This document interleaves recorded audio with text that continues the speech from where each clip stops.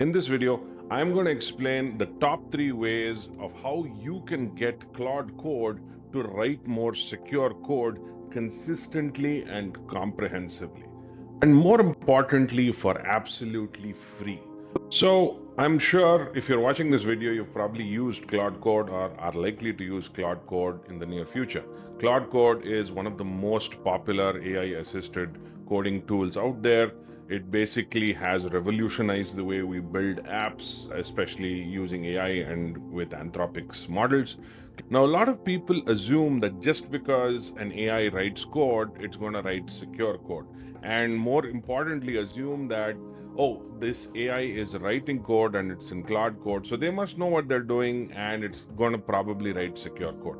That's not true. This is, in fact, extremely far from the truth, because last month when Claude had a leak where Claude Code was potentially leaked, we saw that there was only a single line reference mentioned in the Claude Code prompts that said, try not to write stuff without, and I'm paraphrasing here, try not to write stuff without injection flaws and some other client-side issues and cross-site scripting and so on. So it was literally just a single line prompt that Claude Code had added to ensure security-related guardrails were added to whatever code was produced by Claude Code. So there's a very good chance that the code you're writing is not really secure. And this kind of bears out in statistics out there as well. A lot of studies across multiple organizations have proven that anywhere between 45% to 86% of the code generated by AI-assisted coding tools is insecure. It has a range of issues ranging from authorization bugs to cross-site scripting bugs to SSRF bugs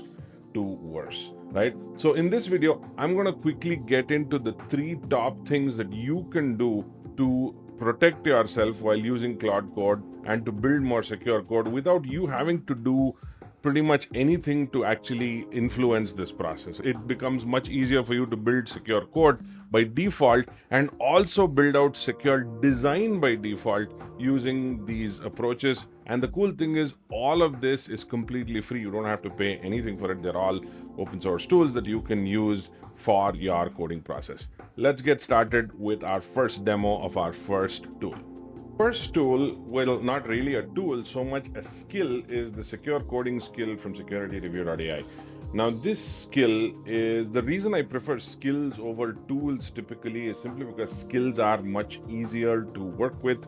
They're lower in tokens. You can also add more context, and you're able to get a much better job in terms of your AI assisted coding tool using a skill rather than MCP servers and stuff like that, which tend to sometimes be heavier. They increase token counts. It also ends up being a little less performant, especially when you're writing code, you want things to be done quickly. So this has a bunch of secure coding skills that are meant for a lot of different languages and frameworks. You'll see that some of the common ones are there.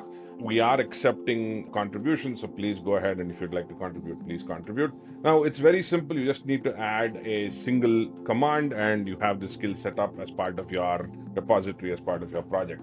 Now, I already have this skill set up in a project called Flask CRM, and I am going to show you how easy it is to actually make this happen, right?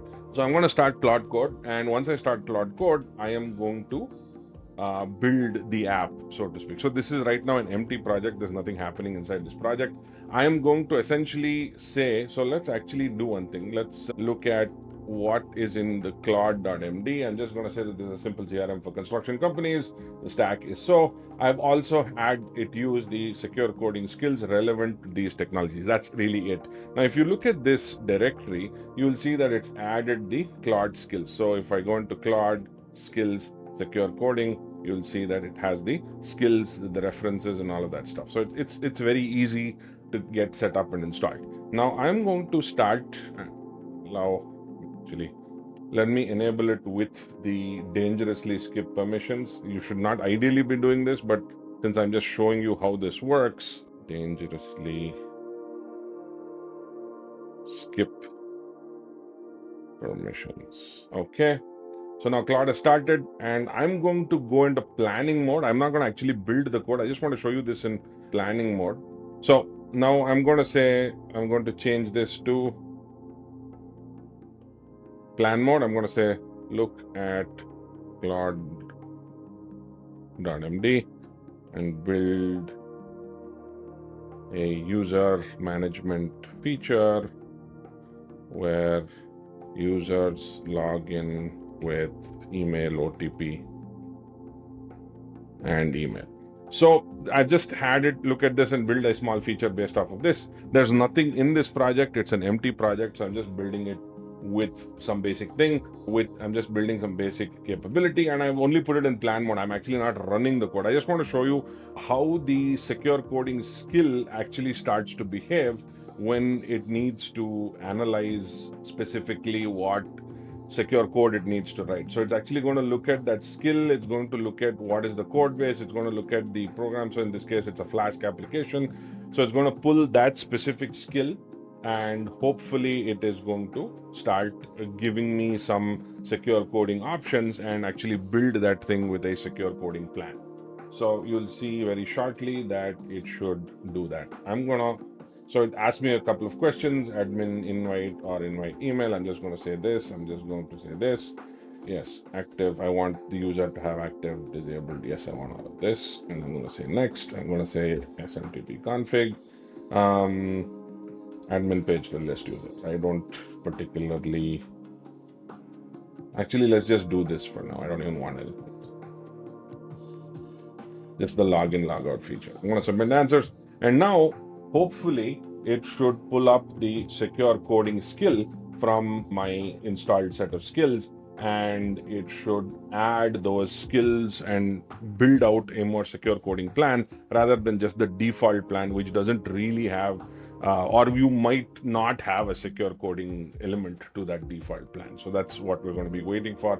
Let's see what it does when it comes to a plan. So the plan has been generated. As you can see, it has added a whole bunch of things. Let's actually look at the plan quickly. I'm not going to read through the entire thing. I just wanted to check whether it actually added the secure coding part of it. So you'll see that there's some context. It added whatever answers I added. It added that, and it generated a project structure. Then it said, I'm going to be adding these dependencies, and then whatever class flow, OTP code, whatever that stuff, auth flow is something like this. And you'll see that it's automatically started adding some security requirements to the auth flow. So you'll see that CSRF token, etc., rate limiting, it's added validating email format, lookups user, etc. All of this stuff is valid stuff, which are security requirements, right? So you'll see that it's OTP is used with secrets.rand below, etc. It's added some kind of a random 6-digit code using the secrets module of Python, storing that as an Argon2 hash, which is a very solid hash. Pretty good job there. And then again, the pseudo random generator, it generates this for this. So it adds that to the capability. Then send OTP mail, you'll see it's done all of this stuff. And it's also added a whole bunch of security considerations that has been pulled from the secure coding skills. So the cool thing with this is that this is something you don't even need to worry about. As a developer, you can add the skill as long as it has the framework of your choice in that skill set. It automatically adds its own secure coding plan and uses that to build out a much more secure application. So that is something which is really powerful that you can just do by simply running a single command using that secure coding skill into your Claude Code setup, and you have a secure coding plan loaded by default. So you'll see that the plan has been created very similar to the previous one. You'll see that it's added the wet MCP. You'll see that it is saying that it's going to add this, and for each before installing, if anything flags, stop and surface it. So these are the new libraries that are being added. Sometimes it does do a pre-scan and then tries to identify it, but in this case, it's just doing it in plan mode. So that's why it's just saying that I'm going to run this before each latest version. So when I run this plan, it's going to actually get wet to check for malware, get version vulnerabilities, and actually implement those things. So I'm not going to run that simply because it's anyway going to do it, and it's going to find whatever it's going to find. And of course, we already have our secure coding skill capability that is there. So that is going to be added. and all of those capabilities, rate limiting, session cookie, all of that stuff is going to be done. So you'll see that in this case now we've taken care of both things. We've taken care of both the secure code requirements and the supply chain security requirements quite comprehensively in order to prevent something bad from happening and helping Claude Code write more secure code, which has been thought of and planned properly, right? So this is something that you can do using VET from SafeDep. So far, we've looked at secure coding skills, we've looked at VET for supply chain security, but what about security in design? One of the big challenges that you see with Claude Code or any AI assisted coding tool is that while it might be prompted to produce more secure code in terms of a skill, it still does not follow any consistent secure design patterns or secure architectural patterns. This is where Security Review Kit comes in. Now, Security Review Kit works as both as an open source mode as well as with our commercial solution, securityreview.ai, right? So you can use this absolutely for free if you want to use this as an open source version. You just don't get the centralized architectural patterns and guardrails and so on. But hey, you can combine this with the skill and you can get quite a bit of capability even without that, right? Now, Security Review Kit, what it does, it adds a whole bunch of skills and hooks and so on. And using those skills and hooks, it's able to identify design level security issues with the prompt that you added and then builds out a secure design. And if you combine it with secure code, it also adds a secure coding layer in order to build out a much more architecturally secure implementation plan for your feature that you're building out with AI assisted coding. So let's see how that works. It's very simple to add this. Let's add it. I'm not going to install the MCP server. It's just a single command. I'm just going to say Claude Code. Yes, Claude Code. Workplace rules. Yes, I want that, but I don't want the MCP server. That's it. It's added a bunch of skills and it's added a bunch of capabilities, right? I'm just going to use this and build out another feature, very similar feature, which is the login feature, right? Now here, I'm not going to be invoking the secure code skills, although it might get invoked. So I'm going to use plan mode as always. I'm going to say use claude.md and build a login logout feature for users. Users should only be able to authenticate using email OTP plus email. I'm just doing the same thing, the same prompt, except that this time around, what it's going to do is it's going to essentially look at this prompt, look at the feature that is being built from this prompt, and then it is going to do a security design review of that feature on the fly to say that, okay, this is the kind of architecture you want, and then add that to the plan so that it builds out a much more secure feature, right? So you'll see that, okay, it's going to add an incremental plan covering OTP on security workflow. So it's going to add all of these capabilities to the project. So let's just wait for it to actually finish this. So I have completed the plan and it's probably generating the last bits of the plan. I've answered a couple of questions for it to execute the plan successfully.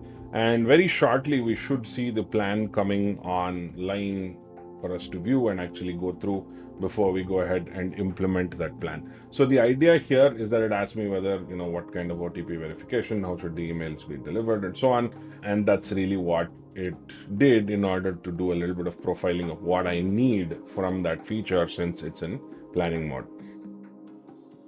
So let's actually see what it did, right? So one of the things that you will see now is that it has added a security design. So along with the context, along with what is in scope, it also identifies what's out of scope. It creates a security design review through a threat model. So it actually says that based on PWN ISMS. So PW and ISMS is our approach to using threat modeling through agents. So that's product threats, workload threats, network threats, IAM threats, secrets, monitoring threats, and supply chain threats. So it basically does a security review of the entire stack as part of the threat. So it says product, this could happen based on this feature. These are the different product related threats. Workload, these are the related threats. Network, these are the related threats. As you can see, it's very powerful and it's by default, since it's looked at the entire stack, it's a lot more covered from that perspective.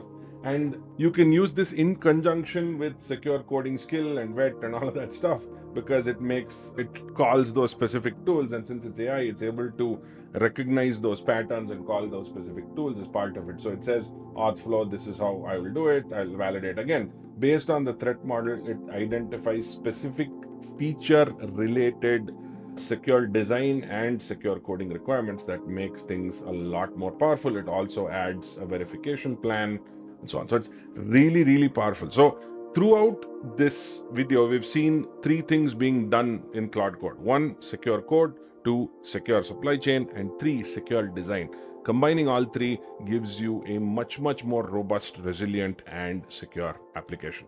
I hope you found this video useful. If you like this sort of content, please like this video and subscribe to our channel. Thank you very much for watching.